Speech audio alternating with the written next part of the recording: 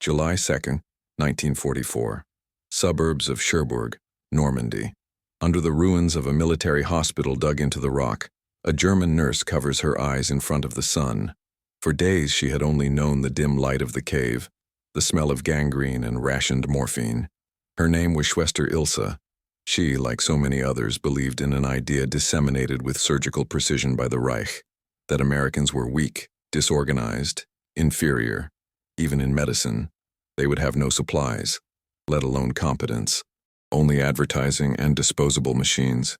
This belief, common among the Wehrmacht's medical corps, was about to collapse, and it wouldn't be through tanks or bombardments, but through sterile syringes, typed plasma, and antibiotics that German nurses hadn't even seen before.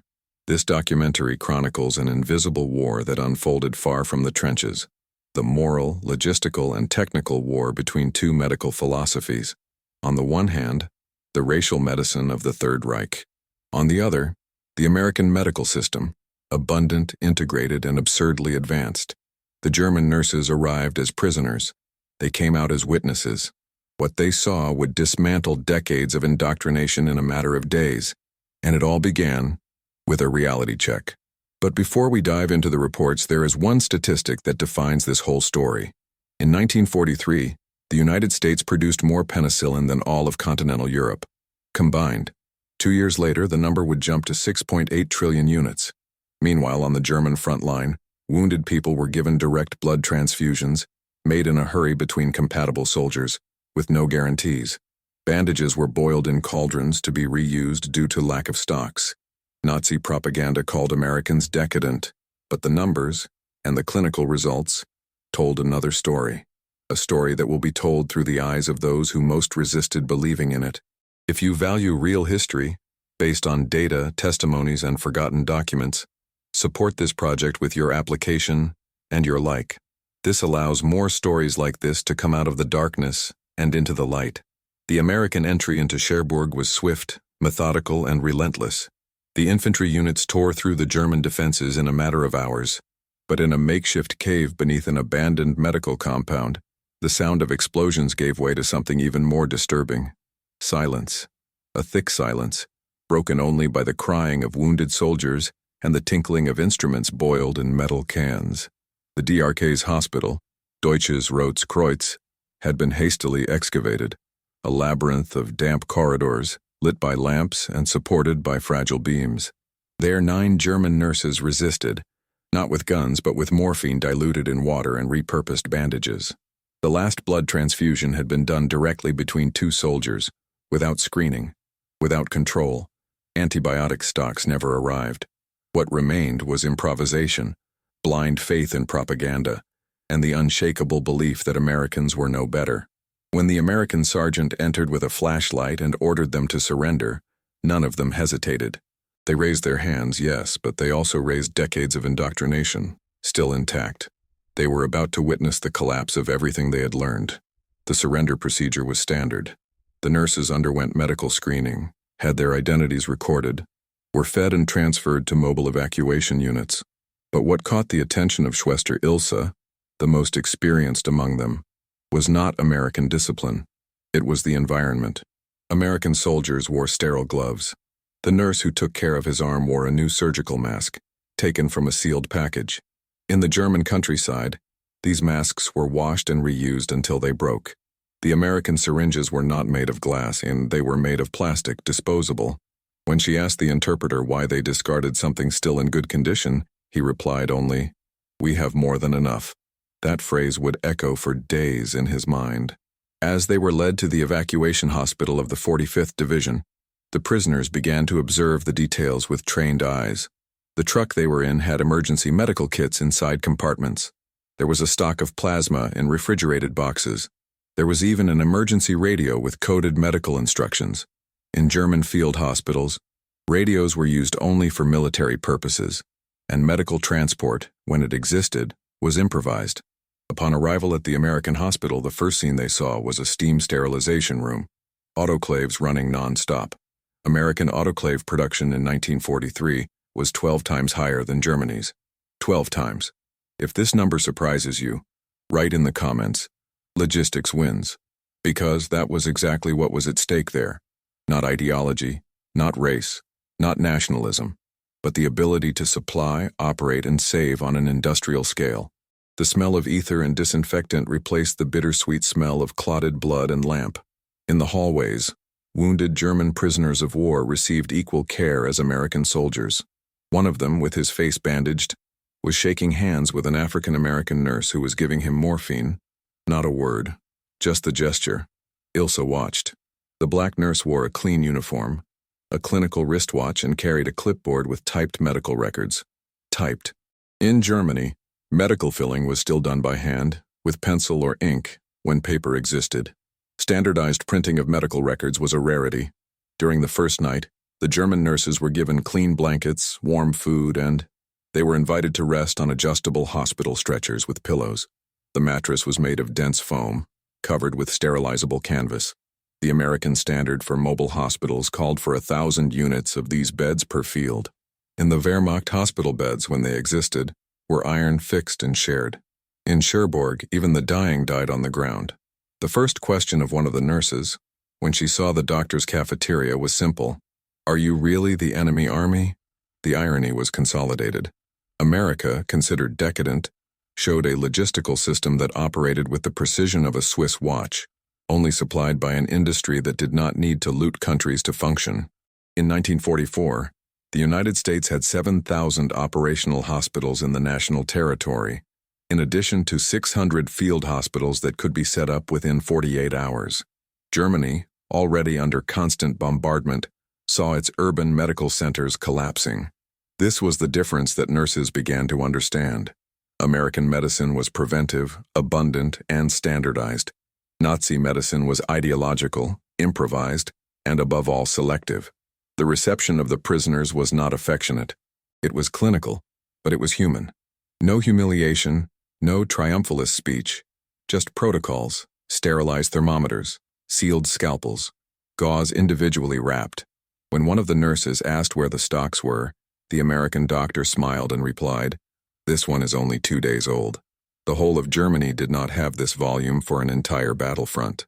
That night in the 45th Division Hospital marked the beginning of a series of moral and technical shocks that the German prisoners would yet face. What they witnessed over the next 24 hours would include something none of them had even seen in operation: a portable blood bank, with plasma typed, stored, refrigerated, and ready for immediate use. The difference between transfusing a cross-compatible soldier and improvising a direct link between wounded people would literally be the difference between living and dying. But that will be the theme of the next part, when American medicine reveals not only its structure, but its philosophy, and what they called American weakness will turn out once again as their biggest miscalculation. May 1943. The sweltering heat of Tunisia presses on the lungs of the last survivors of the Afrika Korps. Sand is no longer soil. It is a trench, it is a grave, it is surrender.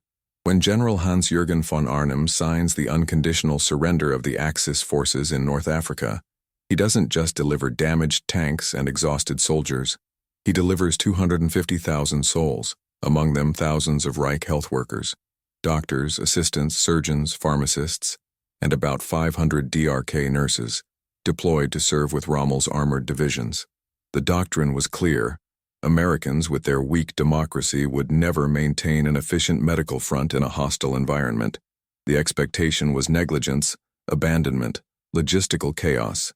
But when the prisoners crossed the Allied triage camps, the first impression was disconcerting. There were more American doctors than wounded German soldiers. The service stations were arranged in modules: screening, surgery, recovery, isolation. Everything operated with clear protocols and supplies organized by date, type, and volume. On each module, metal boxes with labels in English: sulfadiazine, lot 43B, stabilized plasma, external use, gloves, size M, sterile. A DRK nurse noted in her diary, "They discard more than we receive." On the German front line, scarcity was an exalted virtue. Nazi morality romanticized improvisation, calling it German ingenuity. Scarcity, it was said, produced ingenuity. But what these professionals witnessed on African soil was the opposite.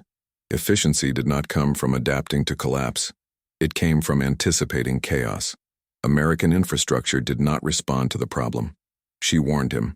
Mobile hospitals installed in less than 48 hours with electric lighting, constant supply of filtered water and antibiotic stock separated by expiration date.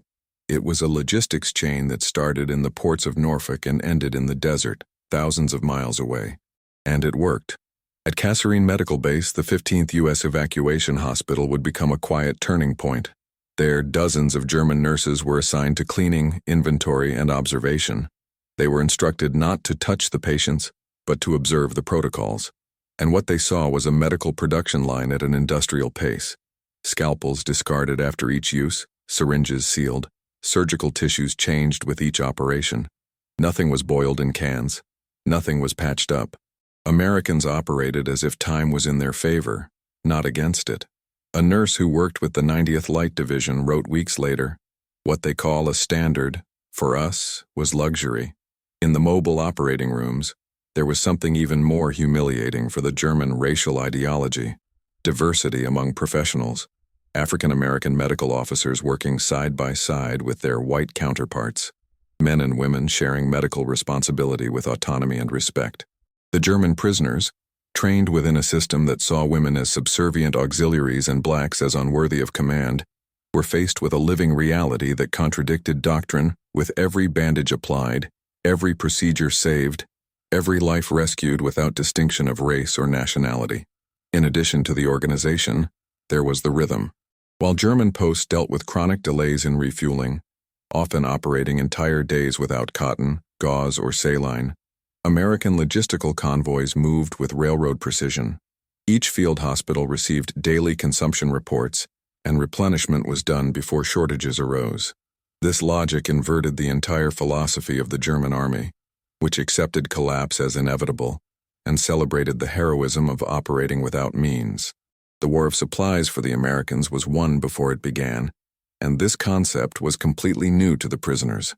At the triage camp in Bizerte, the German nurses were taken to a facility where expired materials were discarded per protocol.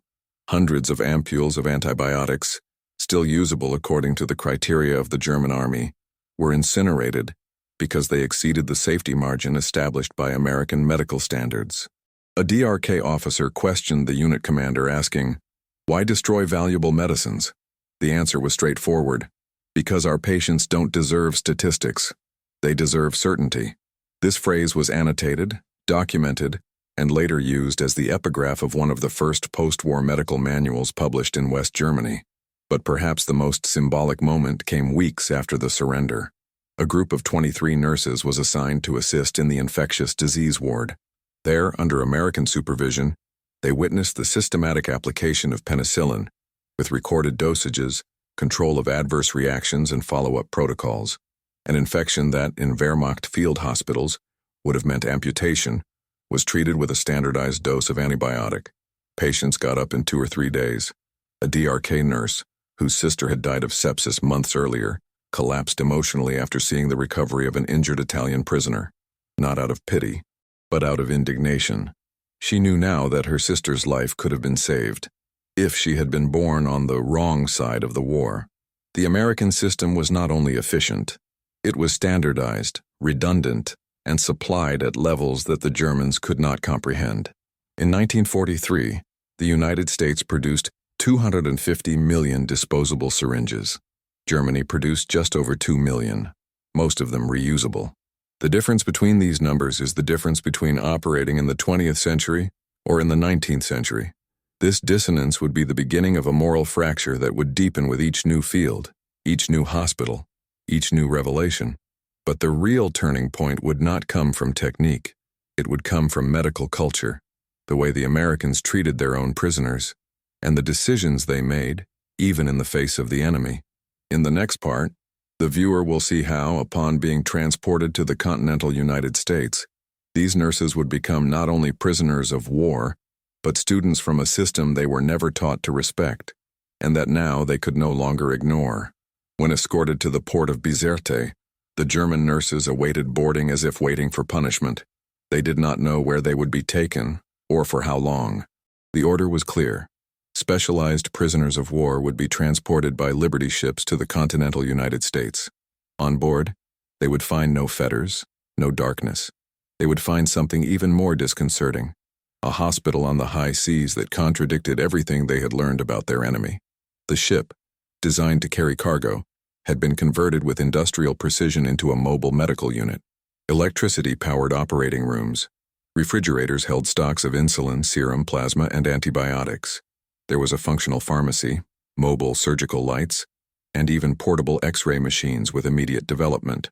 The Germans, accustomed to operating with flashlights and iron trays, saw for the first time an operating room with temperature control and an internal system of sterilization by continuous steam. There was no rhetoric. There was functioning.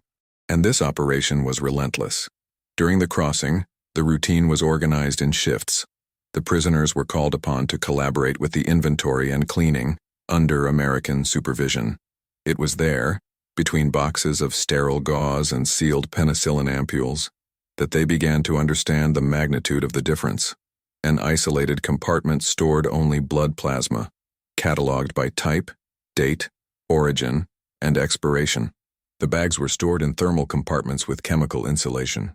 In Germany, in the middle of 1943, the most common transfusion system was still direct, from one soldier to the other, without absolute control of compatibility.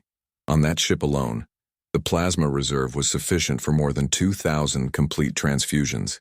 The crew, made up of Navy doctors and civilian technicians, operated with almost mechanical precision.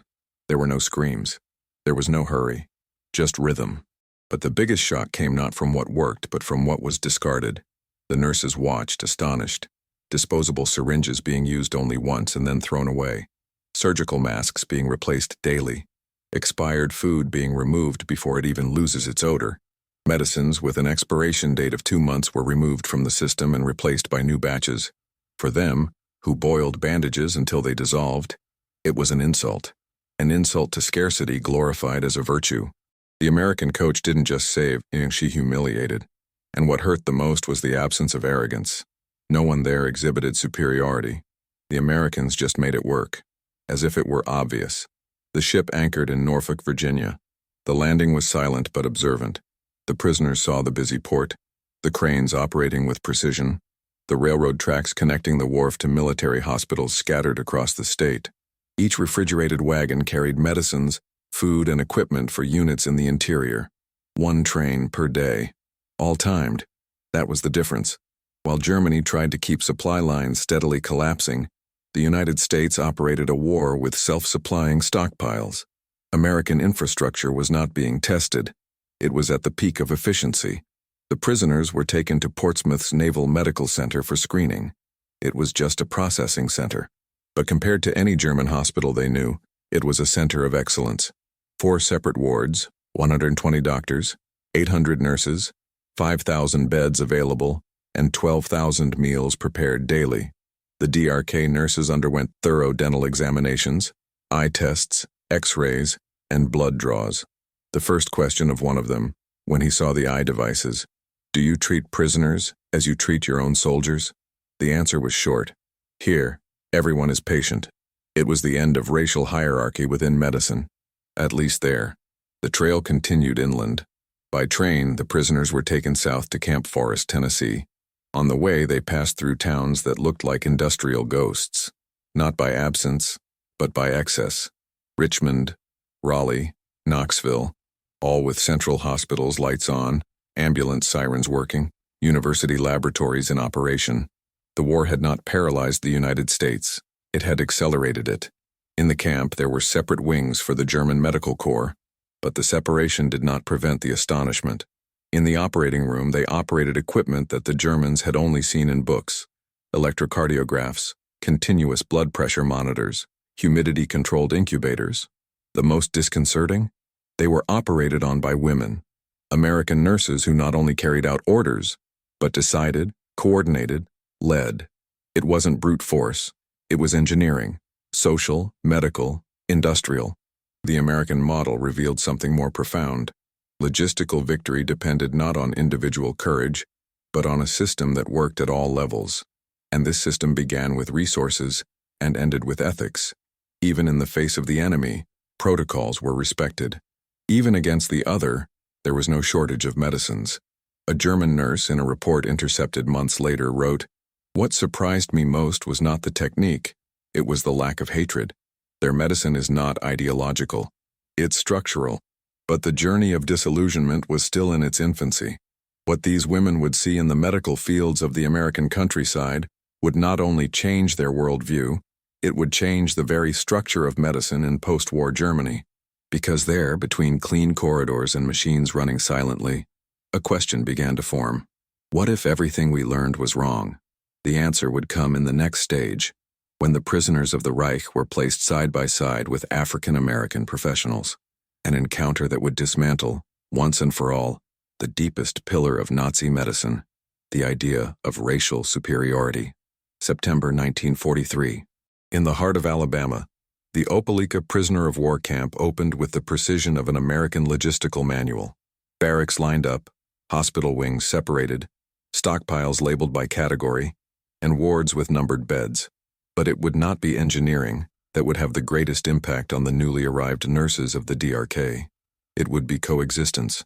For the first time since their surrender, they were assigned to act as auxiliaries, not just as prisoners. And when they entered the camp's field hospital, they found a structure that violated everything they had been taught since their Nazi youth. The person in charge of the P3 wing, where wounded German prisoners were treated, was a black lieutenant in the United States Army, head nurse, formed, fluent in technical English, with full authority over procedures and conduct. Her name was Elena Powell. In the early days, the shock was visible. The Germans hesitated to take orders, looked away, informally questioned the chain of command. But the American hierarchy was non-negotiable. Powell assigned tasks, corrected techniques, rotated shifts, and filled out reports that went directly to the camp's medical officer. He didn't scream. He did not humiliate. It just made the system work, and it functioned with an impersonal coldness that dismantled any attempt at ideological disdain.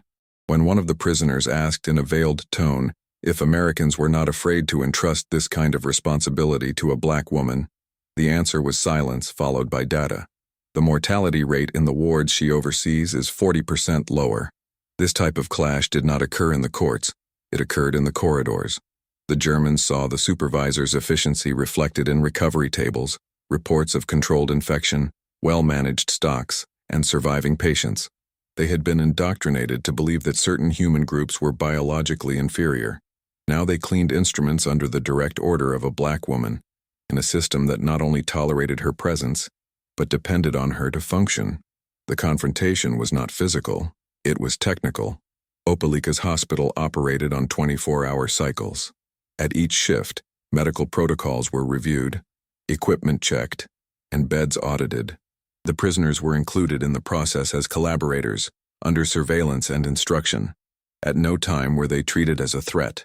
They were treated as part of the system, a system that absorbed them not by ideology, but by competence. Each procedure was controlled by checklists, each instrument cataloged. American medical culture was not about status, but about function. And in this new world, skin color was irrelevant. What counted was whether the asepsis was done correctly. If the dosage was correct, if the patient came out alive. The irony of this story is that the solution was in front of them, the medicine they were looking for, with structure, respect, and science, existed. It was there, in the enemy's camp, executed by those whom they were trained to despise. If you're enjoying unraveling these facts, show your support. Like and subscribe so we can bring you more in-depth content with the same precision that these medical systems have been organized. In the 6th week of collaboration, one of the nurses, Greta Falk, recorded in her diary an observation that would be rescued from the post-war archives. They don't scream. They don't punish. They just hope it works. And if it doesn't, they change the protocol. This simple phrase denounced the abyss between the ideological rigidity of the Reich and American clinical pragmatism. While Germany treated failure as moral guilt, the United States treated it as a system failure. This was what most dismantled the mental structure of the prisoners, the absence of punishment replaced by method. The hospital cafeteria, divided by shifts and functions, operated with food precision. nutrition calibrated by type of patient, special diet for cases of anemia, surveillance of cross-contamination. On one shift, alongside African-American nurses, a prisoner asked, "Why do you treat even ours?" The answer came with the tranquility of someone with a clear conscience. "Because we are nurses, not judges." This answer would never be given in an SS infirmary. The function there was to purify. Here it was healing. German women were also exposed to something previously unthinkable: books. The camp library included translations of American medical manuals, nursing manuals, pharmacology, and even surgical anatomy. Nothing was censored. Everything was delivered under the premise that technical knowledge was not a privilege. It was a responsibility. An American Red Cross lieutenant once stated that teaching the enemy to save lives does not weaken our position. It strengthens medicine. It was a vision that went beyond the logic of war, and it began to infiltrate the values of the prisoners. Over time, the resistance decreased. The prisoners began to ask, to copy protocols, to observe procedures with new eyes. Prejudice did not disappear overnight, but he lost his support. When technical superiority is allied to moral integrity, there is not much room for racial doctrine. And at the Opelika camp, the collapse of Nazi ideology began with the steady, silent voice of a black woman giving orders about an early-stage infection. But that was just the beginning. What those women would see in the following months would go beyond the technique and touch the heart of the system. Because more impressive than the instruments, that's what the Americans did to them. In the next part, the viewer will see how American medicine operated not only efficiently, but with tools that Germany had not even produced: medical equipment, systems and structures that seemed to have come out of the future, and that they were now being taught to the enemy himself. In early 1944, German nurses assigned to prisoner hospitals in the United States began to receive, under American supervision, technical training on hospital equipment that they had never operated on, and in some cases did not even know existed. The first instruction took place in a sterilization ward at Glennon General Hospital in Oklahoma. There, they were introduced to what they called a pressure-controlled autoclave, an electric chamber capable of sterilizing instruments in less than 15 minutes, using pressurized steam and automatic thermoregulation. In Germany, most surgical instruments were still boiled by hand in open boilers, often on the battlefield itself. The sterilization time exceeded 40 minutes, with inaccurate results and a high rate of reinfection. In the American ward, the procedure was standardized, timed and validated with chemical color indicators. No margin for error, no improvisation. The hospital's operating room had movable lights, mounted on overhead rails, with 300-watt lamps and balanced color temperature to optimize deep tissue visibility. The Wehrmacht surgical lighting, when it existed, was done with fixed reflectors or portable flashlights. In extreme cases, natural light was used, with white cloths reflecting the light against open wounds. The difference between operating on a chest with full vision and improvising in the dark wasn't just technical, it was statistical. Each American surgery increased the chances of survival by a factor of 3 compared to German numbers, according to Red Cross records from 1944. But the most profound impact came with silent devices, equipment that didn't make noise, but changed everything. One of them was the electric suction cord, a pump that removed fluids and blood from the operative field, keeping vision clear during invasive procedures. It was pedal-operated, with pressure adjustment and the ability to use continuously for up to 6 hours.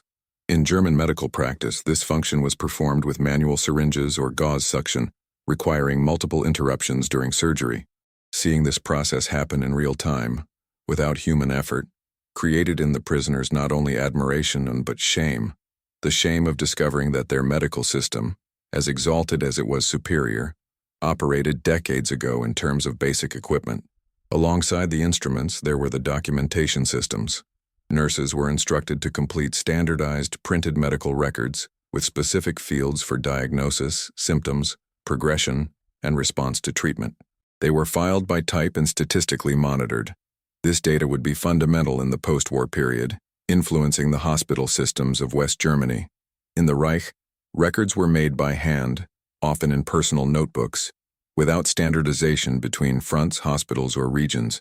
The American system operated as a single organism. Each hospital spoke the same clinical language. Each medical record was readable by any doctor in the U.S. Army. from Boston to Manila. Medical coders used to identify lesions, pathological agents, and pharmacological responses functioned as precursors of electronic systems. They were small metal files with numbered cards and a system of punched cards. The complexity of the American system was such that many German medical officers simply gave up on understanding it. The nurses, on the other hand, initially skeptical, began to transcribe excerpts from the manuals and study in their free time, as if they were rediscovering their own profession. In the pharmaceutical wing, another revelation. The storage of medicines followed laboratory principles: humidity control, refrigeration by sectors, rotating inventory, minimum shelf life of 3 months. Most of the drugs were American-made, but there were also Canadian and British batches, standardized with trilingual labels. In contrast, Wehrmacht stocks depended on capturing supplies, small-scale production, or repurposing civilian plots. Antiseptics came diluted.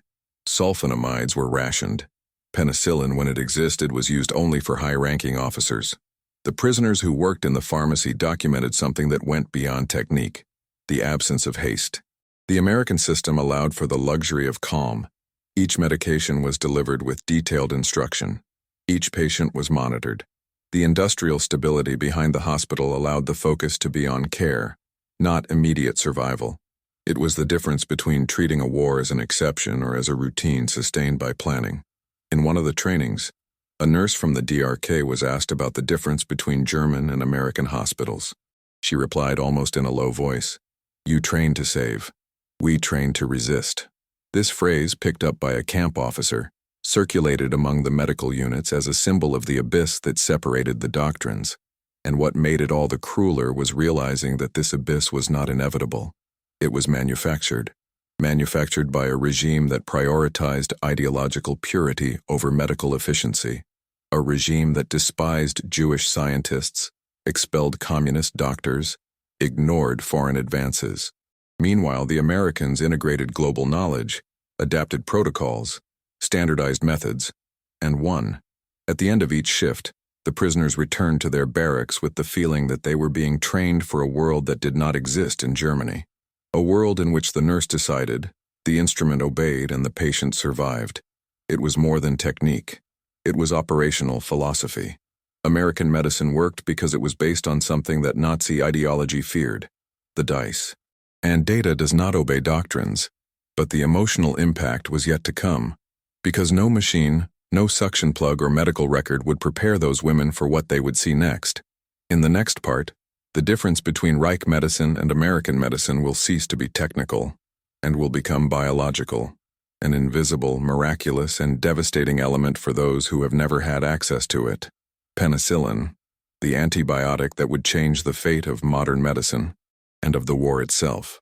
By mid-1944, German nurses had already witnessed a parade of technologies that looked like something out of a science fiction manual. But no impact was more profound or more devastating to Nazi medical ideology than direct contact with two silent and fatal elements to the narrative of Germanic superiority: blood plasma and penicillin. The first, a fluid that saved lives with laboratory precision. The second, a compound that eliminated once fatal infections as if they were mere colds. In the wards of American military hospitals, these two pillars worked in sync with an effectiveness that no Nazi training had prepared to process. In German field hospitals, blood transfusion was performed directly between two compatible bodies, soldier to soldier, with luck, and at risk of hemolytic reactions, cross-infections, or compatibility failures.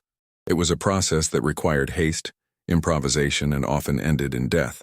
In the American camps, the captured nurses observed a completely different system. Blood was typed, tested, separated into components, stored for months in refrigerated units, and transported thousands of miles. Liquid plasma, labeled by blood group and Rh factor, was administered calmly, monitored with safety protocols, and recorded in a standardized medical record. There was no margin for error or for improvisation. The American transfusion system represented an industrial and scientific triumph. Each bag of plasma was a miniature of the logistical power of a nation capable of transforming farms, universities, pharmaceutical industries, and distribution centers into a single functional medical corps. It was more than science. It was engineering applied to human blood. But nothing would prepare those women for the second shock: penicillin. What in Germany was known only from rumors among elite doctors, or from censored bulletins, was hospital routine there. Penicillin was administered in intramuscular injections, with dosages adjusted for weight, age, and degree of infection. The prisoner nurses observed severe lung infections recede within 48 hours. Gangrenous wounds dry up in days. Patients who in Europe would have been amputated, or buried, walked through the corridors after a week of treatment. Penicillin didn't just cure. She discredited all the discourse that American medicine was backward, empirical, or ineffective. By 1943, the United States had produced about 21 billion units of the antibiotic. By 1945, that number would jump to more than 6.8 trillion. Production was so voluminous that it exceeded the needs of the army and supplied civilian hospitals, prison camps, and health posts in newly liberated areas of Europe. Meanwhile, in Germany, penicillin was still studied as a rare compound, reserved for research or members of the military elite. The prisoners witnessed something that transcended clinical efficacy. They saw a doctrine crumble by statistics. In a prisoner's hospital in Tennessee, a German nurse documented the case of a patient with chronic osteomyelitis, who, on the battlefield, would have had his leg amputated. There he received penicillin in controlled doses for 10 days and was released without sequelae. Our medical corps would never have imagined this possible, she wrote in a notebook later confiscated by the Allies. The data was irrefutable. Where German surgeons cut, Americans healed. Where Reich medicine saw the end, American medicine saw the beginning of a protocol. This collapse of certainties was aggravated by repetition. Each new patient saved by antibiotics or transfusions was a vivid reminder of the bankruptcy of a system that preferred racial purity to scientific collaboration. The prisoners began to ask questions. Why doesn't our country have this? Why have we been taught that this doesn't work? And worse, who decided that advancement was weakness? The irony deepened. While the Reich spent millions on propaganda about Aryan biological superiority, the United States invested in test tubes, blood bags, and fungal research. In an internal report from Camp Florence in Arizona, an American doctor described an informal conversation with a DRK nurse. She reportedly said, "I never imagined seeing science beat ideology so easily, and so quietly." This silence, in fact, was the sound of efficiency. Penicillin and plasma didn't need speeches, they just worked, they healed, and they disarmed. But there was still a deeper dimension to this process of silent conversion. The American medical staff did not hide the procedures. On the contrary, he shared. Enlisted civilian doctors explained the dosages, showed the charts, offered translated manuals. The German nurses were encouraged to study, question, even suggest changes based on their field experience. For the first time, they weren't being indoctrinated. They were being included. If Nazi medicine trained to obey, American medicine trained to think. Reliance on the scientific method, coupled with generosity in teaching, destroyed another pillar of German doctrine: the idea that knowledge was a weapon to be kept, not shared. With each dose of penicillin administered, with each bag of plasma hung up, the nurses not only watched the healing of bodies, they were watching the demolition of dogmas. American medicine had become, for them, a form of resistance against the very ideology that formed them. And at the center of this turn were the numbers. Numbers that did not lie. The survival rate of soldiers treated in American hospitals reached 92% on some fronts. In the Reich wards, this number rarely exceeded 68%. The difference was not in race. It was in science, and in logistics, and in penicillin. But even with all this abundance and efficiency, there was an even more impactful element, something that no machine, no medicine, no statistics could predict. The emotional impact of being treated as an equal by someone your ideology has taught you to hate. In the next part, this dissonance will reach its apex, when nurses trained in the doctrine of Aryan superiority are supervised by African American nurses in U.S. military hospitals. The shock this time will be moral and irreversible. December 1943. Snow had not fallen in Alabama, but the symbolic cold of war was present in the routines of the Optica prison camp. Christmas was approaching, and with it a tradition that the German prisoners would never have anticipated, and that no military doctrine could prepare to face. Instead of the expected hardening, What opened up before them was a silent parade of generosity, coming directly from the supposed enemy. Local churches sent choirs to sing Stille Nacht in German. American Boy Scouts handed out handmade Christmas cards with messages of hope, written by children who had siblings fighting against Reich itself. Entire families contributed with packages, soap, chocolate, coffee, warm clothes, even books and hygiene items. And none of this was required by international protocols. It was spontaneous. For the captured nurses, trained on the premise that the American was weak, degenerate, and merciless, the experience caused an unexpected side effect. The hospital where they worked had been decorated with decorations made by local volunteers. A smoked ham was served in the cafeteria, followed by sweet potatoes, pumpkin pie, and fruitcake, something unthinkable even in Wehrmacht hospitals in Germany itself. Those women, indoctrinated to defend the purity of a race and brutality as a virtue, now ate alongside the jailers themselves, who treated them with courtesy and even joy. Moral confusion set in. During the distribution of the American Red Cross packages, one piece of data caught the attention of one of the nurses, later recorded in a diary. Each prisoner had received more than 2,000 calories in food in the Christmas package. For comparison, soldiers on the German Eastern Front were surviving on less than 200 calories a day. The superiority of American logistics was no longer limited to hospitals. It was visible even in gestures of compassion. That was the moment of inner rupture. For the first time, many of the nurses looked at their former enemies and saw something they could not explain with the words of the regime. A black doctor, who had corrected them with surgical precision days earlier, now handed out a Christmas card and wished peace and health. A white volunteer with tears in her eyes thanked the prisoners for taking care of the wounded soldiers, even if they were Germans. Ideology began to give way in the face of living evidence that the other was also human. More than that, he was human in his most disarmed form, forgiving, serving, welcoming. And here, a statistic that the Germans preferred to ignore, but which imposed itself as a reality check. In 1943, the United States had sent more than 500,000 Christmas packages to enemy prisoners of war. No other nation, not even the United Kingdom, has come close to that number. The Reich, for its part, forbade any form of fraternization with captured enemies, including visits by the Red Cross to many camps. If you were surprised by this difference, write in the comments, "Logistics wins," because on the battlefield of humanity, organization also speaks louder than words. Christmas 1943 also brought the first sign of an inverted vocation. Some nurses volunteered to write letters of thanks. Others began to attend the small reading sessions organized by American officials. And slowly, what began as a shocked observation of technical abundance has become an uncomfortable acknowledgement of moral abundance. They had been trained to heal only the strong, but here they were witnessing a medicine that healed everyone, including them, and that was just the beginning. The American system, with all its paradoxes, had yet another surprise prepared. In fields such as Glennon and Florence, German nurses would start attending classes on medical ethics, taught by American universities. The transition from blind obedience to scientific reflection would become an even more potent force in destroying the ideological legacy they carried. In the next part, this transition will be documented step by step. How the American scientific method, coupled with the professional autonomy of nursing, dismantled the last bastion of Nazi doctrine, medical authoritarianism.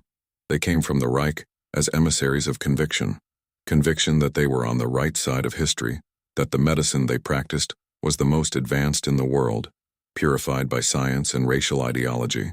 But as the days turned into weeks in the American camps, an uncomfortable truth began to creep in among the female prisoners of the German Medical Corps.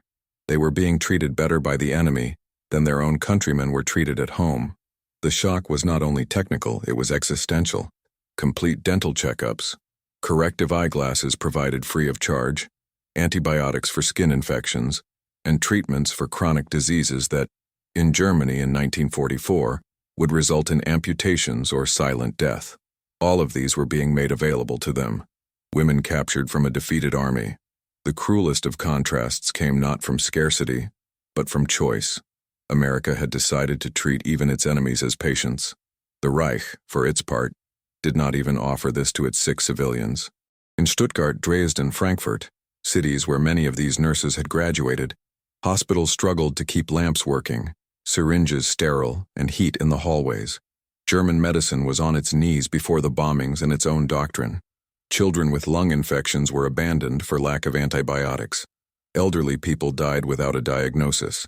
And yet, in a camp in Kansas, a DRK nurse was given the third dose of penicillin to treat an infection she didn't even know she had. Moral collapse was inevitable. The United States, which the regime had taught to despise, had built a system where medicine was efficient, abundant, and, above all, distributive. Not even the ideology of war prevented her from fulfilling her original oath, to save lives, any life.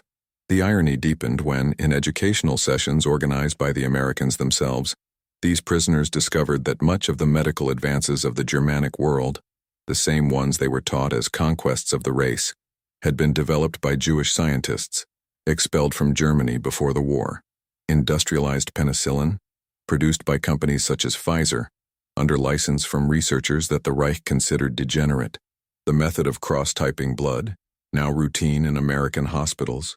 Practical and standardized adoption of studies ignored by Nazified universities. German medicine, which they had learned to extol as the pinnacle of precision, had become an instrument of selective death. Meanwhile, American medicine, with all its internal paradoxes, including segregation, still treated its prisoners better than the Reich treated its citizens deemed undesirable.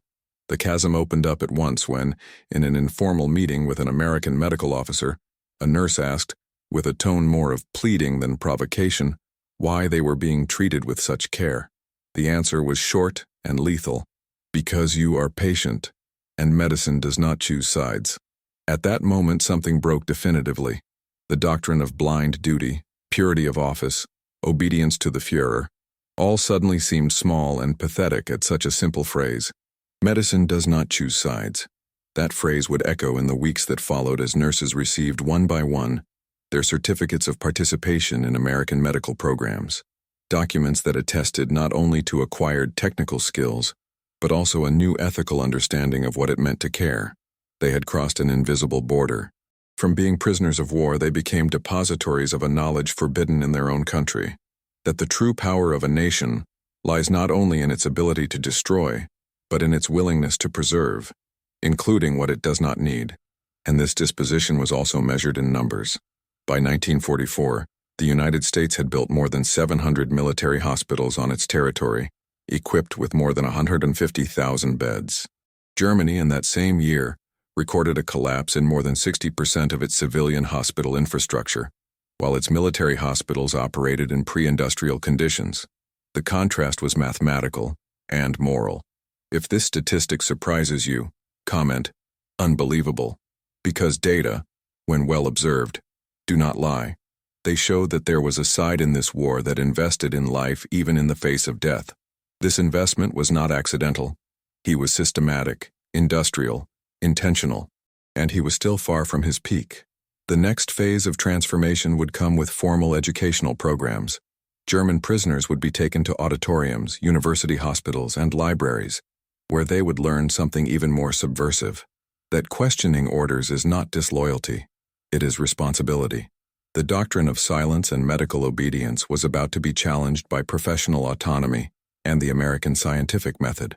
And with that, more than ideology, it would be the identity of nurses that would begin to be rebuilt from scratch. They entered in silence. They marched in small groups to the makeshift classrooms in the medical auditoriums of camps like Fort Robinson and Glennon General Hospital, sitting in wooden chairs lined up, eyes fixed, clipboards in hand. They were prisoners, but also students. For the first time since the war began, the DRK nurses were being exposed to a medicine free from ideological tutelage, and the revelation wasn't just scientific, it was existential. In lectures conducted by professors from the University of Nebraska, the Medical College of Virginia, and the University of Chicago, terms hitherto absent from Nazi textbooks were heard: medical ethics, patient rights, professional autonomy. The teachings came from civilian doctors in army uniforms, accustomed to educating, not indoctrinating, and the impact was devastating. They discovered that a substantial part of the medical discoveries attributed to the Germanic spirit had actually been the result of the work of researchers expelled by the Third Reich. Names like Paul Ehrlich, Hans Krebs, and Otto Meyerhoff, all Jews, all banished or exiled. Those who, according to racial doctrine, corrupted German medicine had contributed decisively to the American medicine that now taught them. The themes went beyond technique. The moral responsibility of a health professional was debated. They studied cases in which doctors had questioned superior orders for disagreeing with methods or diagnoses, and instead of being punished, had been praised. Medical error was discussed as part of the evolution of care. The scientific method, which in Germany had been presented as a rigid sequence of dogmas, was here a tool for constant questioning, critical revision, humility in the face of the unknown. This medicine, unlike the National Socialist doctrine, was not built on the certainty of superiority, but on the uncertainty of human complexity. They were surprised, told that American nurses could refuse to carry out orders if they believed they violated the patient's dignity. "Blind obedience," said one instructor, "is not a virtue in medicine, it's an ethical failure." For women trained in schools where questioning orders was equated with betrayal, this logic was as strange as it was revolutionary. Over time, the lessons ceased to be just intellectual and became painfully personal. One specific module exposed the Nazi policy of compulsory sterilization carried out by doctors and nurses in Reich hospitals. Confiscated documents, testimonies, and even films were shown to the prisoners. Confronted with images of malnourished children, eugenically eliminated patients, and medical reports that recommended the elimination of unproductive elements, many lowered their eyes. Some were crying. One of them, a nurse from Dresden, is reported to have said quietly after a class, "I was trained to follow orders, but now I realize that many of those orders were crimes." American education wasn't just teaching procedures. It was deconstructing identities. The bibliography also generated astonishment. Pharmacology books by Jewish authors, surgery manuals written by Soviet doctors, French treatises on public hygiene. Everything that had once been considered degenerate literature was now the basis of the curriculum. In one of the classes, an American professor showed the results of a 1920s German research on urban sanitation, carried out by a Jewish scientist who later died in Auschwitz. "You could have led the world in this," he said, pointing to the graph, "but you preferred to eliminate the scientist." The silence in the room was absolute, and there was no nationalist rhetoric to ease the blow, because the numbers didn't lie. In 1944, the United States invested $1.8 billion in medical research, an amount equivalent to nearly 20% of the entire German military budget that same year. With this investment, they created new screening techniques, developed hospital infection control systems, and initiated studies on combat trauma and rehabilitation. Germany, on the other hand, diverted medical resources to genetic experiments in concentration camps. While the Reich promoted sterilizations, the U.S. developed vaccines. While German nurses were trained to judge a patient's racial worth, American nurses were trained to measure their blood pressure. The cumulative impact of the classes, the materials, the discussions was immense. A new understanding of medicine was beginning to form among these women, not as a tool of power but as a mission of protection. American medicine was not too liberal, as Nazi propaganda taught. It was structured, auditable, correctable, and for that very reason, it was stronger. The scientific discipline they had learned to fear as lax was now revealed to be more demanding than any ideological standard. It was necessary to prove, repeat, document, and not just obey. This educational process planted seeds that would flourish after the war. Many of the prisoners would return to the destroyed Germany, taking with them not only memories, but notebooks, manuals, and a new professional ethic. Some would found nursing schools. Others would reorganize hospitals according to the American model of horizontal hierarchy and patient-centered care. What was once called decadent Jewish American medicine became, for them, the only possible medicine. And yet, the process of transformation was still far from over, because a final confrontation was missing, visual, brutal, undeniable, the moment when the images would speak louder than any class, the moment when they would be exposed face to face with the legacy of the regime they had served. A new stage was approaching, and with it would come the definitive collapse. The war was total, but the corridors of the hospital at Fort Devens didn't sound like trenches. The snapping of boots had been replaced by precise steps, the cracking of weapons by scalpels being prepared, and the silence between military orders now gave way to clinical discussions. There, in the middle of the war, an experiment not foreseen by any operations manual was underway.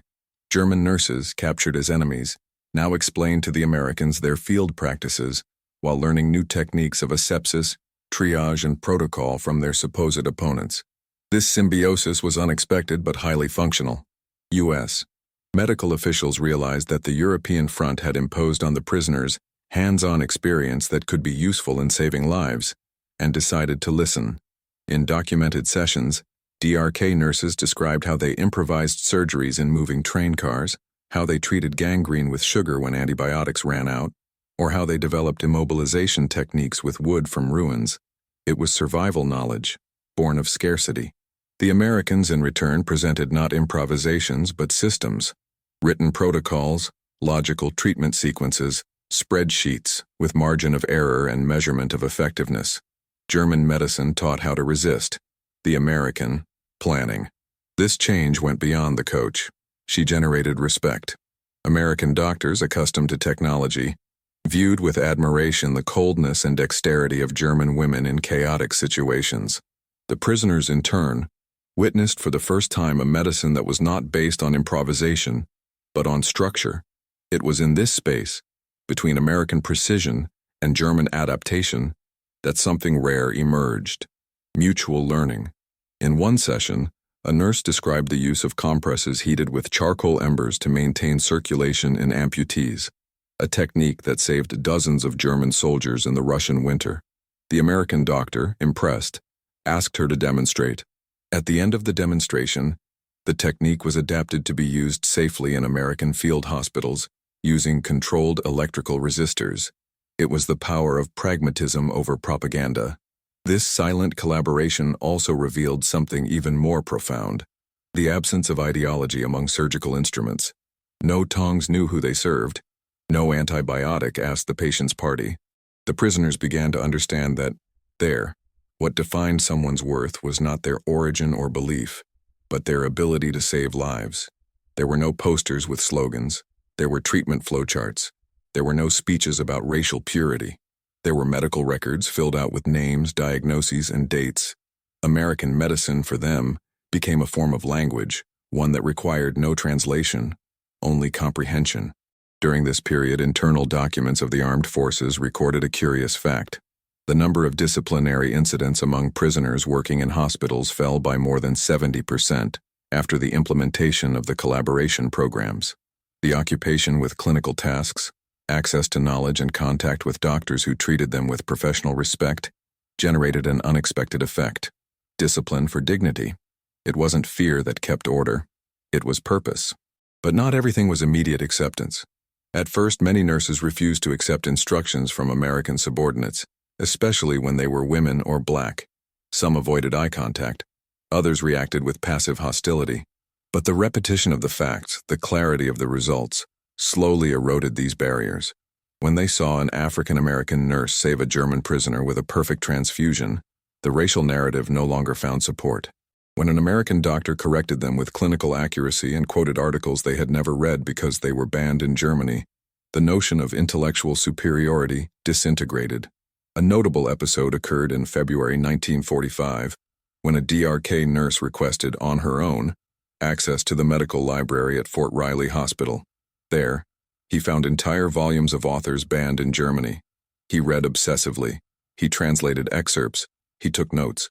3 weeks later, he began to collaborate as an assistant in practical classes, explaining to the new American doctors the logistical difficulties of German field medicine.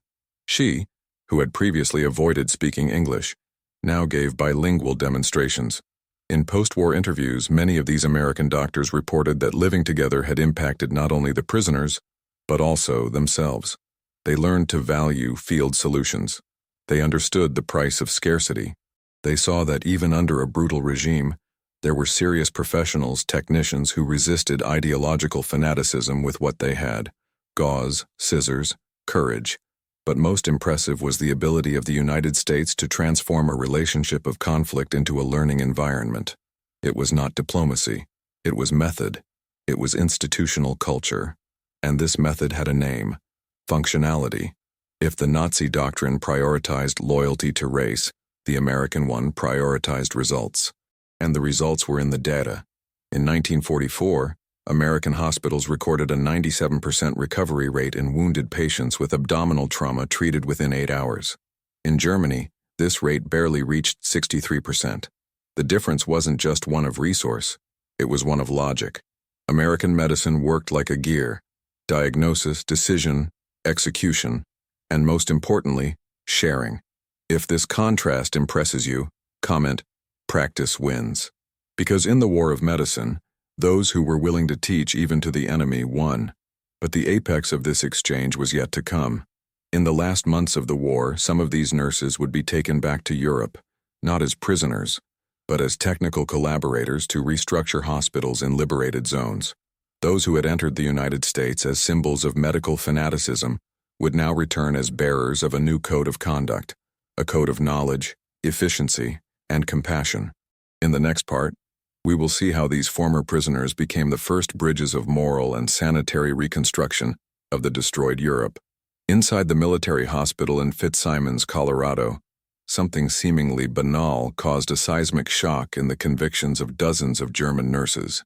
In a routine session, an American nurse, young, a lieutenant, and without any air of superiority, interrupted a doctor during a clinical briefing. The reason? He disagreed with the prescription made to a patient with an allergic history. The doctor listened, analyzed, and he agreed with her suggestion. Revised medical order. Case closed. What for Americans was common practice, for German prisoners was a quiet collapse. In his world of origin, the doctor's word was absolute. The nurse's function was to serve, apply, silence. Questioning was synonymous with insubordination. But there, on American soil, technical knowledge was worth more than rigid hierarchy. The hospital operated with a chain of decisions based on merit, not fear. Not only could the nurses, they were expected to, give their opinions, review behaviors, suggest improvements. It was what the American manuals called collaborative practice. And this collaboration even included female prisoners of war, as long as they demonstrated competence. This new model destabilized the Germans but also enchanted them.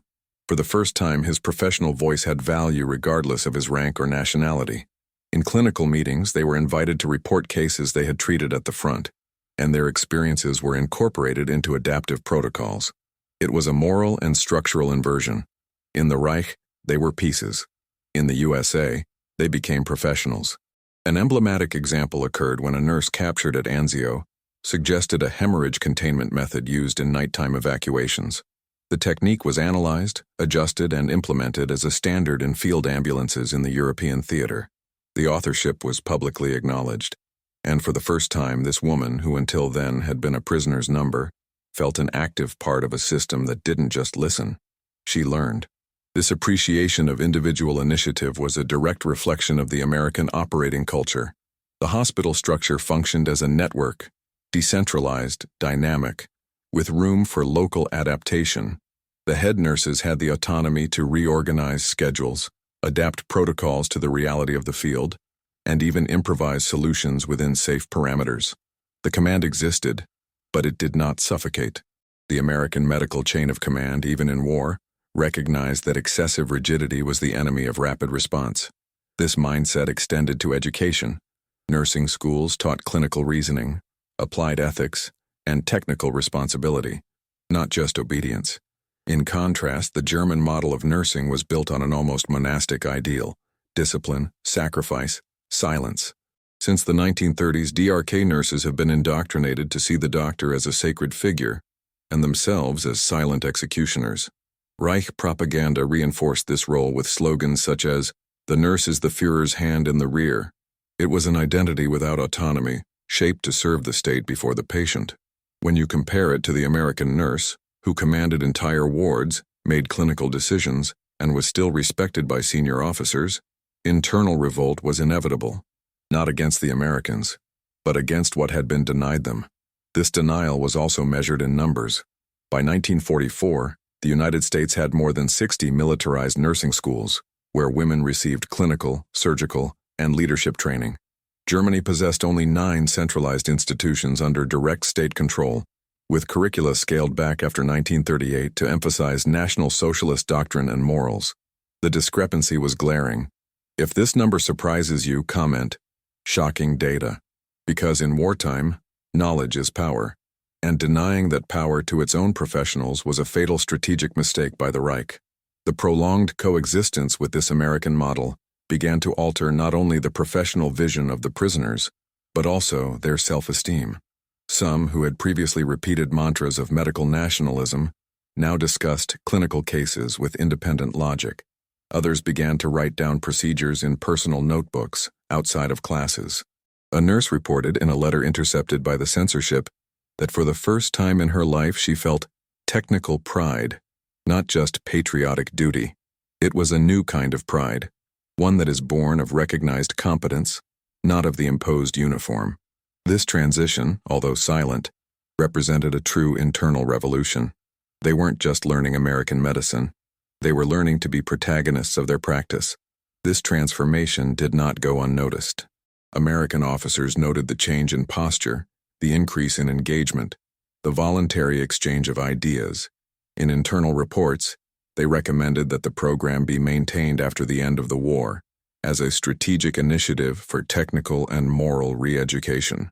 For the U.S., allowing these women to bring back to the European continent not only medical knowledge, but also a new concept of professional hierarchy, was a seed planted in the fertile ground of the post-war period. And this seed would germinate in an even more unexpected field, the backstage of the reconstruction of occupied Germany. Some of these nurses would, months later, be invited to participate in the reorganization of hospital systems in the Allied controlled zones. They who had been formed in the silence of obedience would now guide new protocols based on listening, autonomy, and scientific responsibility. The cycle was closing. But the final confrontation was still missing, the moment when they would see with their own eyes the extent of the collapse of the system to which they had once sworn allegiance. A visit to the ruins of his own medicine was about to take place, and with it would come the bitter confirmation of all that they had lost, by order of a regime that preferred ideology to the scalpel. It was like entering another century. The doors of the Camp Carson Hospital opened to reveal what, in the eyes of the DRK nurses, seemed like science fiction. Compact equipment, electrical panels, cold blue lights that came out of metal tubes with silent precision. The sound of the generator from a portable X-ray machine cut through the air with a constant hum. There was no smell of burnt ether, no steam coming from manual boilers. Asepsis was absolute. They were no longer in the Reich. They were in the future. A future where injuries were no longer guessed by empirical experience but revealed in images. A future where technology did not replace clinical judgment, but expanded it. And there, between surgeries and diagnoses, they realized the dimension of the abyss that separated the promises of German propaganda from the American reality. The first machine they knew was a General Electric M1 model, compact, mounted on wheels, capable of generating a lung image in less than 45 seconds. Used in screening soldiers with suspected tuberculosis, the device was operated by specialized technicians who, in seconds, interpreted what in Germany still required days of palpation, listening, and trial, and error. For the prisoners, accustomed to depending on the sensitivity of their hands, that machine was almost an oracle. Even more impressive was the sterilization system. While German hospitals boiled instruments in reused cauldrons, often with the same liquid for days, Americans used autoclaves with pressure, temperature, and time-programmed control. Each instrument had its cleaning cycle, each room its own decontamination protocol. At Fort Belvoir, prisoners witnessed the use of chemical indicators that changed color to prove complete sterilization. It was a laboratory standard applied in a war scenario, and the result was visible. Fewer infections, fewer amputations, fewer deaths. The system did not depend on the genius of the doctor. It depended on the repetition of the correct process, a foreign concept to those who had been trained in the culture of heroic improvisation and unquestioning obedience. Another shock came from the electrocardiograms. The prisoners watched in silence the traces being recorded on thermal paper, while the technicians explained how to interpret arrhythmias, blockages, overloads. What was still discussed at congresses in Germany as an experimental method had already been part of the medical routine in the United States since 1939. In later interviews, one of the nurses admitted that that moment, seeing the human heart exposed in real time, blunt, unscalpel, was more impactful than any political speech. It was science revealing life in motion, and once again it was the enemy who showed it. The logistics of this system were also revealing. Each military hospital had its own supply chain, stocks of radiological films, spare parts, calibrators, auxiliary generators. The devices had technical manuals that could be consulted in internal libraries, and perhaps more importantly, there was a direct line to the manufacturers. If a component failed, the hospital did not improvise, he ordered. American industry responded in days. The chain did not break. And this apparently banal detail hit a brutal statistic.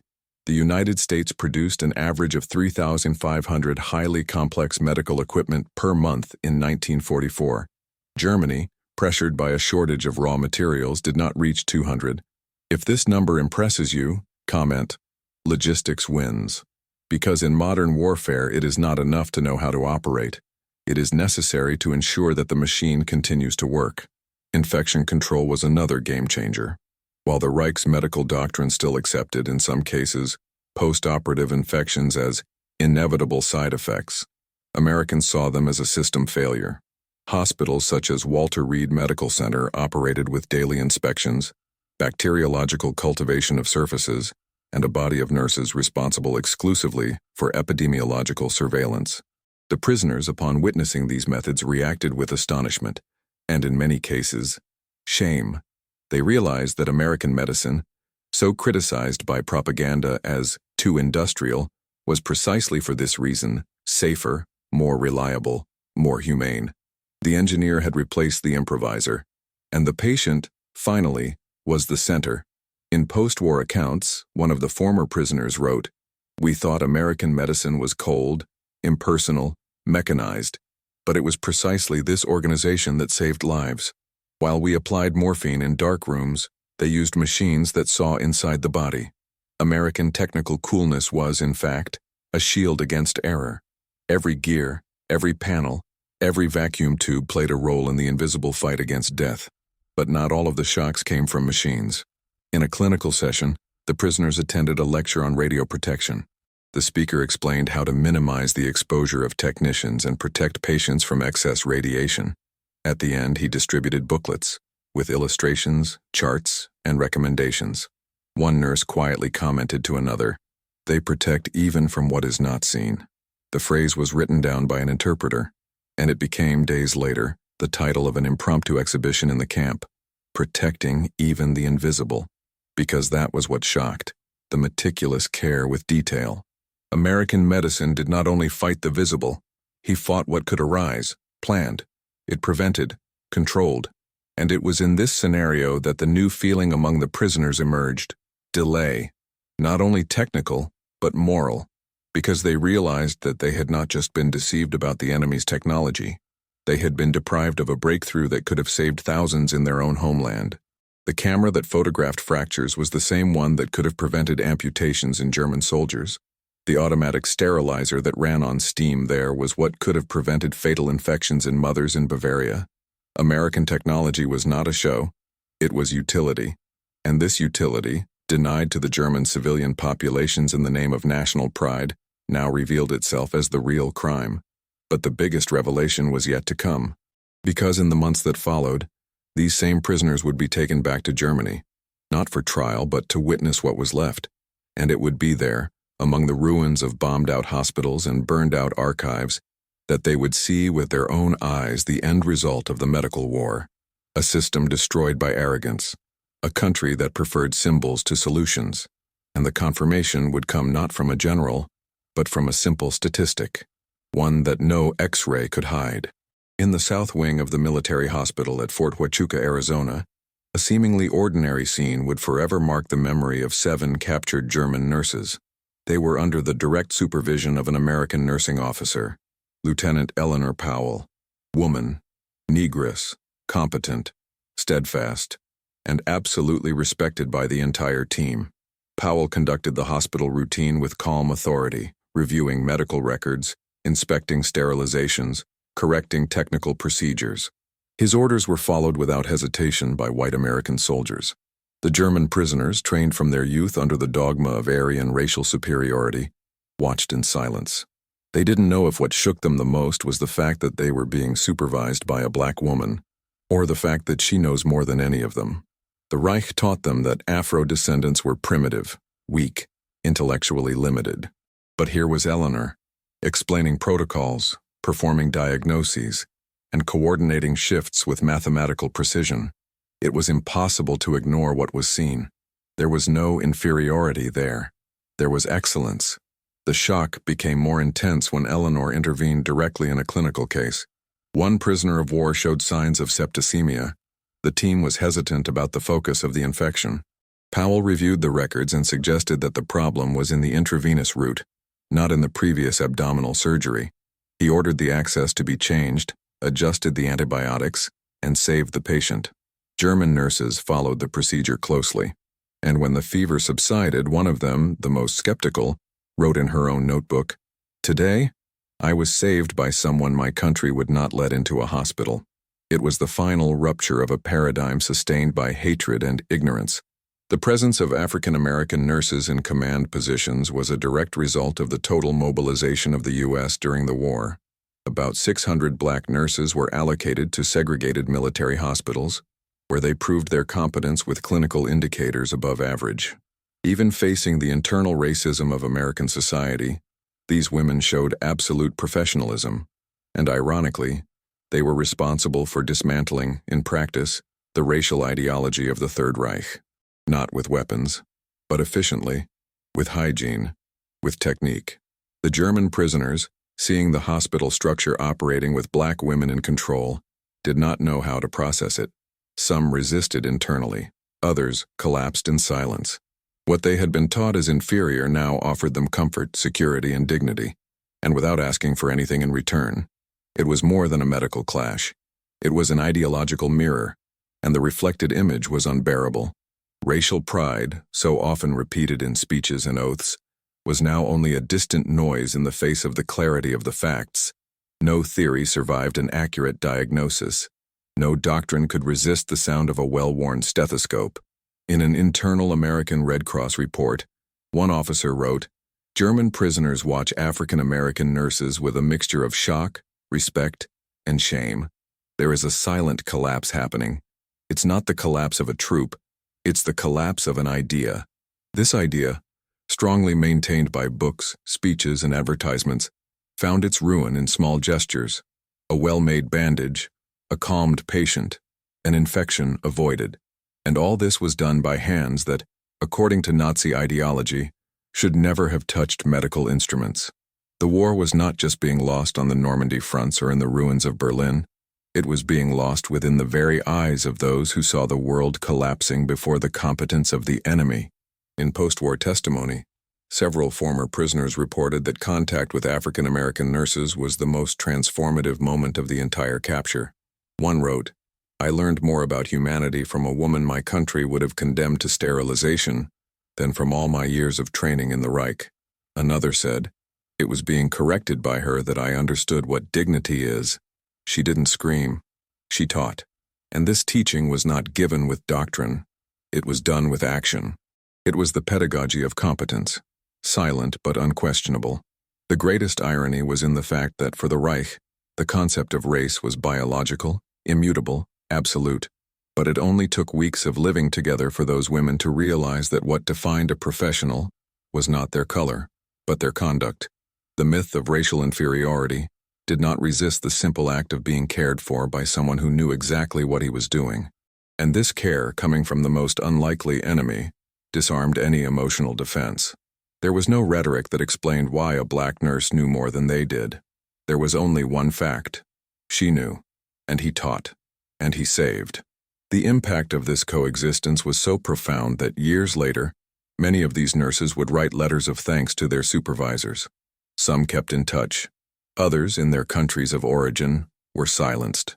But the records remained, and they reveal something that no bomb could destroy: the moral strength of those who win without having to humiliate.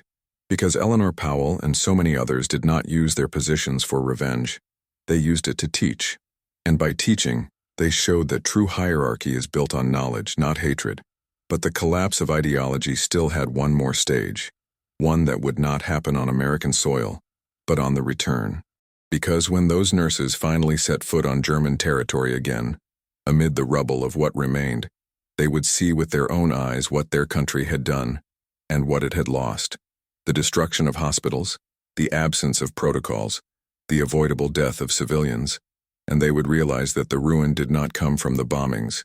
It came from choices, and the final confirmation was about to be made by one of them. In the spring of 1945, the war in Europe was in its death throes. Allied troops were advancing through a ruined Germany, opening gates that for years hid the worst of the human species. Dachau, Buchenwald, Bergen-Belsen. In each liberated camp, horror came to the surface, not with screams but with silence. Bodies stacked like wood, children with bones exposed, hastily written posters with phrases such as, "Typhus, don't come in." The medicine that was supposed to save had been used to classify, isolate, and exterminate, and the eyes that for years had ignored the rumors were now forced to see. In Alabama, in camps like Opelika, these images began to circulate, not in advertisements, but in medical reports, in letters from soldiers, in photographs obtained by health teams of the armed forces. The German prisoner nurses, upon receiving these images, first denied it.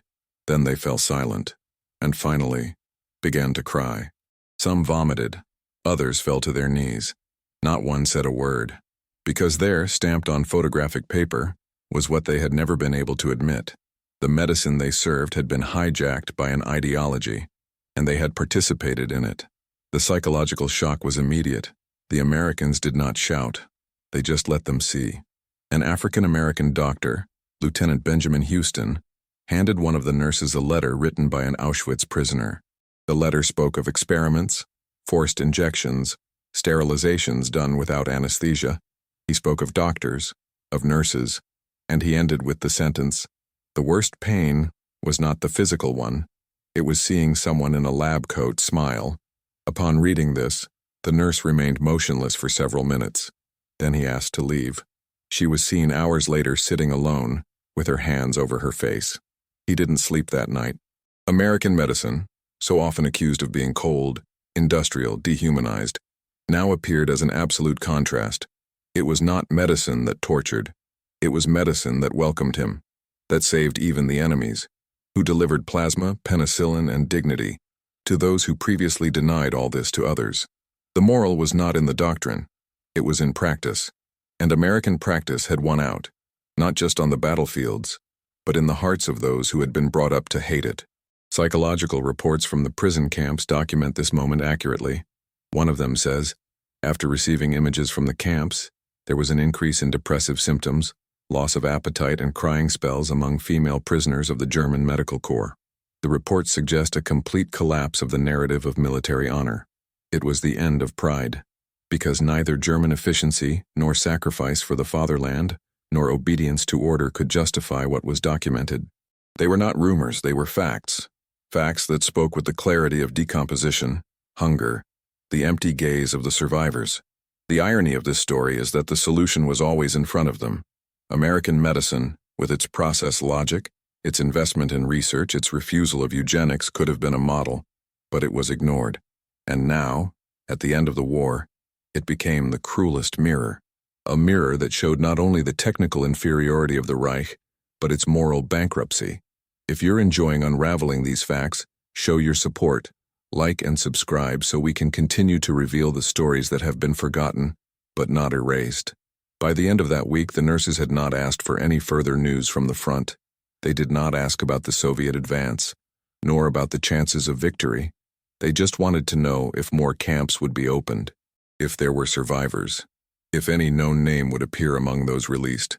Ideological collapse no longer came from an X-ray machine or a perfect transfusion. It came from the weight of omission. The science they chose to pursue had been shaped by a politics of death, and the science they ridiculed had been able to heal, even them. In the following months, the interrogations changed tone.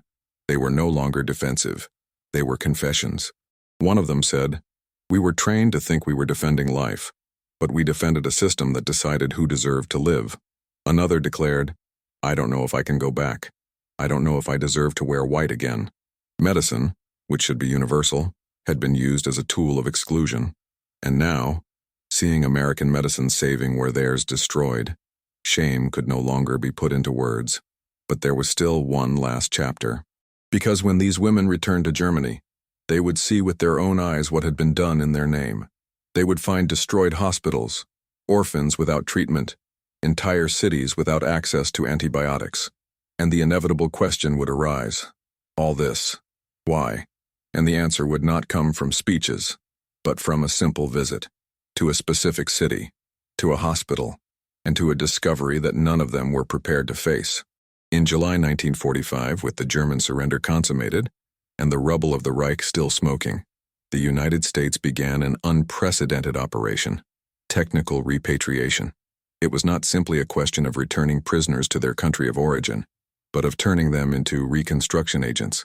In the case of the captured medical corps, especially the nurses, the American mission was clear: to return, yes, but with a new type of weaponry, knowledge, ethics, applied science.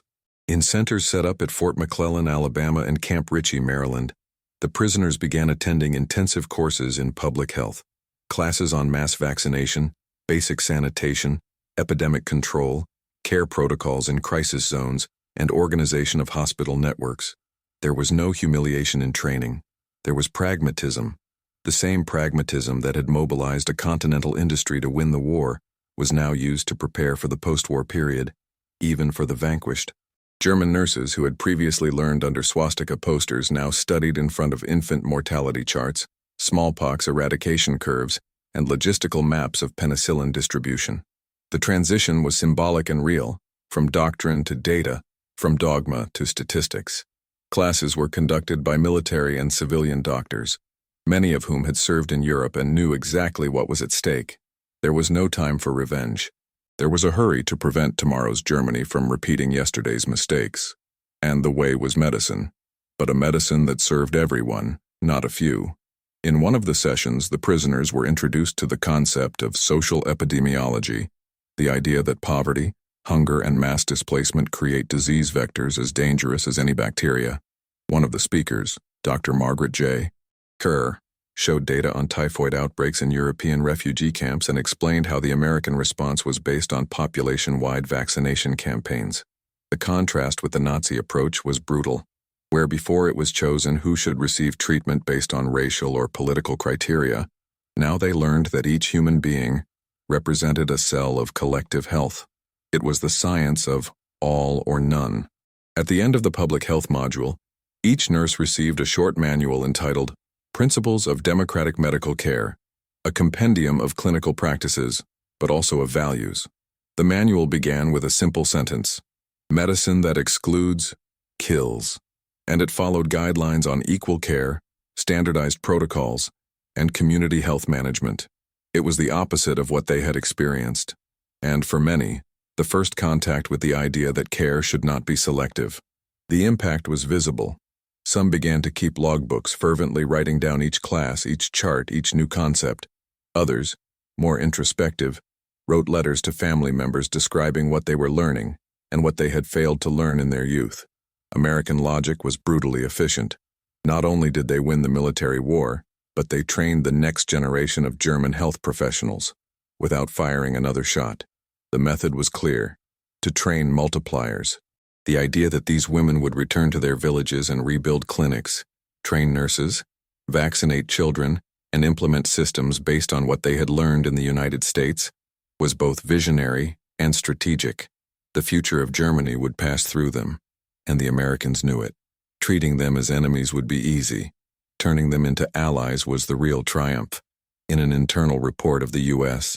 Army Medical Department, the strategy was described as follows: rehabilitation by training.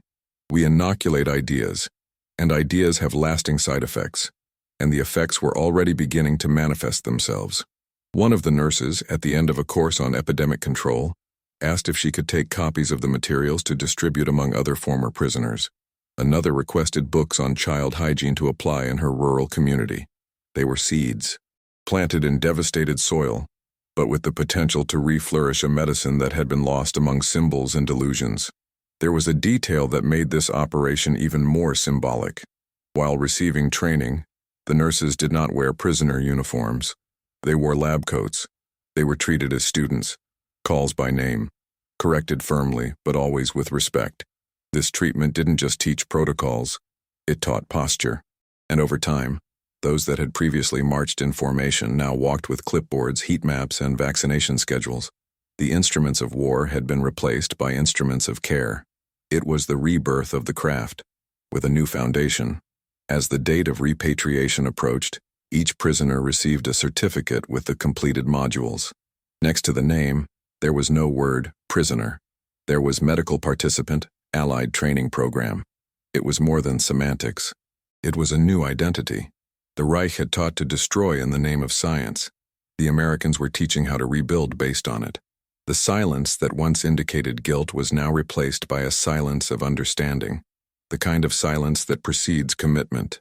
But there was something even deeper about to happen, because when these women arrived in occupied Germany, they would discover something that no class had prepared: a hospital, a city, and a doctor, expelled years earlier for being Jewish, now responsible for restructuring the region's health system. It was the return of the exile, and the reunion with what was rejected. The last and most symbolic chapter of this journey was about to be revealed. In 1946, in the ruined city of Frankfurt, a small group of women wearing white coats entered a roofless building with boarded windows and walls still scarred by shrapnel. They were former prisoners of the German Medical Corps, recently released from American camps and now leaders of a silent mission to rebuild German nursing from a model that, until a few years earlier, they had been trained to ridicule. There, with a blackboard borrowed from the neighboring school and hand-translated books, the first of dozens of institutions was born that would replicate protocols, techniques, and values imported directly from the military hospitals of the United States. The irony was evident.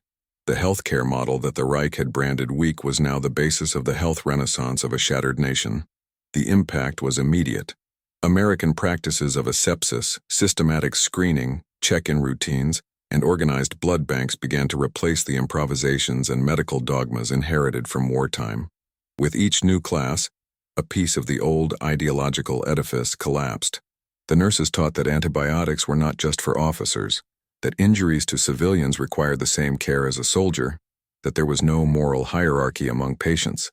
It was a shock, but it was also liberating. In West Berlin in 1947, the Clara Barton School of Nursing was founded with logistical assistance from the American Red Cross and organized almost entirely by former prisoners trained at Opelika. In its first 3 years, more than 200 new nurses were graduated, all based on American standards. Each of them, when returning to their city or village, took with them not only techniques, but a new ethic. The domino effect has gained speed. In northern Bavaria, the city of Bamberg has adopted sterilization and infection control protocols in local hospitals based directly on the manuals received by female prisoners in the camps.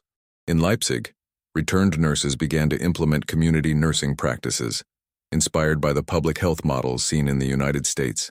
Caring for vulnerable populations, orphans, the elderly, amputee ex-combatants, has become a priority. For the first time since the beginning of the Nazi regime, medicine began to move away from its ideological function and get closer to its human mission again. The numbers are clear. Between 1945 and 1950, according to reports from the U.S. military government in Germany, more than 60 nursing schools adopted all or part of the technical and ethical curriculum developed by the Americans. In many of them, former prisoners held coordination positions. The teaching structure has changed. The content, too. The old model of blind discipline and reverence for the physician was replaced by a system of collaboration, critical thinking, and respect for the patient as a subject of rights. It was a silent but irreversible transformation. In 1948, an event symbolically marked this new chapter. In Munich, during a nursing conference, German nurse Margaretha Steller, a former prisoner of war, trained at Fort McClellan, took the stage to present the results of a program to combat tuberculosis that she had implemented based on the American model. His speech was direct. For years, we used medicine as a tool of exclusion. Today, we use medicine as an instrument of redemption, and we were taught by those we had learned to hate the most. The audience, made up of doctors, occupation authorities, and students, remained silent for long seconds before applauding. The Americans watched, but did not interfere. It was part of the strategy. The model should be absorbed, not imposed. Success would come not from obedience, but from efficiency, and efficiency was already underway. Infant mortality rates began to fall. Vaccination campaigns were organized with unprecedented outreach standards in Germany. The blood bank system gained national scale in 1949. Antibiotics, previously a military privilege, began to be distributed in civilian hospitals with logistical control similar to that used by the U.S. military. Medicine was not only getting back up and running, it was evolving. Perhaps the most striking data from this period is this. In 5 years, it is estimated that more than 15,000 German nursing professionals have been directly or indirectly impacted by programs initiated by former prisoners trained in the U.S., a number equivalent to 80% of the West German public sector nursing staff at the time. It was the triumph of American logic, not by territorial conquest, but by functional dominance. The defeated enemy had become a multiplier of the model he had previously despised. A model that did not use swastikas but medical records, that he did not march but healed, and the multiplication did not stop there. Some of these nurses have become authors. They published books, manuals, technical magazines. In 1952, the Handbuch für moderne Krankenpflege, Handbook of Modern Nursing, became a technical bestseller in West Germany. The preface said, "This book is born from the encounter between the pain of the past and the hope of the future. It was written by those who learned from the war that true strength is in healing." American medicine had left its trail, but not destruction, but reconstruction. And now, a new generation of health professionals was beginning to emerge, formed not by ideological slogans, but by clinical protocols and humanitarian awareness. However, while the structure flourished, something still unsettled the hearts of the veterans, because not all of them had returned. Some stayed, and some have never been found, and it was time to talk about them, from a specific group, who, instead of just learning, had decided to stay to teach. Women who exchanged the flag for a purpose, and they changed the course of American and German nursing forever. In 1995, in a modest auditorium in the city of Kassel, Germany, a group of elderly women walked slowly to the center of a stage. The hands trembled, the steps short, but the eyes steady. They were former DRK nurses, veterans of a captivity that decades earlier had begun as punishment and ended as a rebirth. That day, they read a public statement. There was no full audience, no television cameras, but there was history. The letter was clear. "We have been trained to serve the Reich. We were captured as enemies, but we left the American camps not as prisoners, but as witnesses. Witnesses of a medicine that saved without asking the origin, the faith, or the flag." Throughout the text, a phrase echoed, "Healing has no race, no nation, no ideology. There is science. Have compassion." Those words did not come from leaders, nor from statesmen.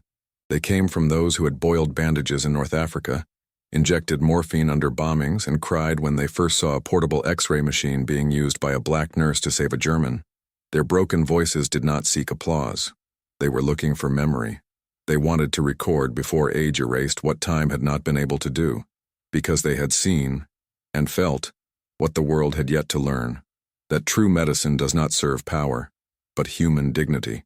The irony of history is that America's greatest gesture of victory came not on the battlefields but in the silent halls of military hospitals. While the Reich built gas chambers, the Americans built autoclaves. While Berlin burned protocols from Jewish researchers, hospitals in Richmond taught those same protocols to women who had previously ignored them. It was the victory of technique over dogma, from ethics over obedience, and care over control. In interviews given years later, some of these nurses reported that for decades they hid their past out of shame, not the uniform they wore, but the ignorance in which they lived. In 2001, one of them, named Lotte Kruger, wrote in a personal notebook, "We thought we knew, but we only knew what we were allowed to know, and what they allowed us. It was little, very little.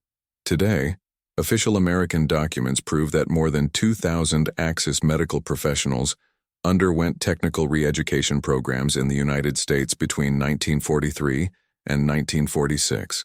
About 420 were women, and of those, at least 300 participated directly or indirectly in the health reconstruction of West Germany after the war. They did not take weapons back. They took penicillin. They did not memorize speeches. They memorized protocols. And many of these protocols are still active in medical centers across Europe to this day. This legacy, however, was not born of pride. It was born of humiliation, and this humiliation was necessary because it alone has exposed the gulf between propaganda and practice, between the delirium of purity and the reality of precision. American medicine didn't just heal bodies, it healed systems, and this cure, finally, contaminated her former prisoners. A benign contamination, scientific and irreversible. But there was still one last untold chapter, a little-known detail, something that not even the documents recorded clearly, a story that does not begin in hospitals, but on rails, where the enemy, wounded, hungry, and vanquished, would be placed before the greatest revelation of his life. And this time there would be no anesthesia. When the last bombs fell and the Reich disintegrated into rubble and ruins, what was left for German nurses was not only the awareness of military defeat, but the realization of the collapse of their own doctrine. Years of propaganda, racial science, and ideological pride crumbled before American industrial logic, logistical organization, and technical precision. What began as captivity turned into forced but revealing learning. War, after all, was not won only by tanks or planes, but by the ability to produce, distribute, and apply medical resources with efficiency and compassion. Every illuminated operating room, every unit of ready-to-use plasma, every correctly administered antibiotic made it evident that the real power lay not in national pride, but in applied science, predictable logistics, and professional ethics. And that lesson echoed not only in the reconstruction of Germany, but throughout military and medical historiography. Volume, precision, and industrial discipline trump isolated bravery or improvised tactics. The universality of this lesson is clear. Winning a war is not just about shooting. Overcoming a system requires planning, resources, and the meticulous application of knowledge. This truth manifests itself even more ironically when one recalls the account of a German officer who, after the surrender, bitterly admitted, "We were defeated by trucks, by factories, and by white coats that carried more science than our weapons." The phrase epitomizes the irony of American superiority. While the Reich cultivated ideology and blind obedience, the United States invested in processes, people, and technology, a combination capable of changing not only the course of a war, but the moral destiny of those who allowed themselves to be touched by knowledge. And it is precisely this silent but irreversible transformation that leaves us with the final reflection. Science, applied ethically, can be more devastating than any military offensive. Compassion, when institutionalized, overcomes hatred, and knowledge, when free from ideology, saves not only bodies but consciences. So, if you have learned something new and want to support the research and search for historical truth, like this video, subscribe to the channel, comment, "What is the most shocking fact you discovered?" and activate the bell so you don't miss the next devastating historical fact. And as we reflect on the quiet power of science, the story continues. Don't go away yet. Listen to the next true story that will appear on the screen. Always remember, logistics determines strategy. Watch the next video here from the channel with another amazing story, where we will reveal another astonishing chapter of planning, technology, and morality in times of war, showing that behind every military victory, there are human decisions, strategic resources, and lessons that continue to shape the modern world.